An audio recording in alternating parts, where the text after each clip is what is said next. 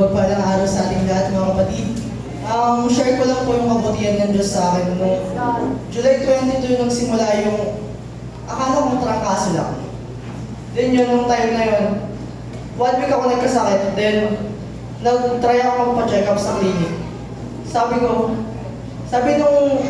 yung result, sabi niya, anemia lang daw, tsaka kulang sa potassium. Then yun yung buong akala namin. Then kinabukasan, nagsusuka na ako ng dugo.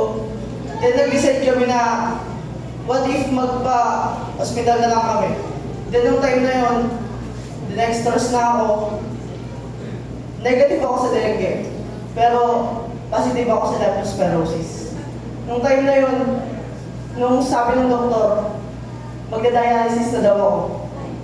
Sabi nung isang doktor na magda-dialysis na daw ako, pero sabi nito isang doktor, kaya pa daw antibiotic. So nag-pray ako. Sabi ko, Lord, kung ano yung willing mo, kung ikaw na bahala sa akin, sabi ko sa kanya. Then nung time na yun, nagpa-prayer request na rin sila mama, si Lola. Then, after nun, kinabukasan, sabi ng doktor, kaya pa daw ng antibiotic. Then yun, sabi ko, thank you Lord, kasi hindi mo ako pinabayaan sa kabila ng mga pagkukulang ko. Then, sabi ko, bakit yung mga kasama namin pasyente inabot ng 1 week? Pero ako 5 days lang mga kapatid, 5 days lang ako nasa hospital din.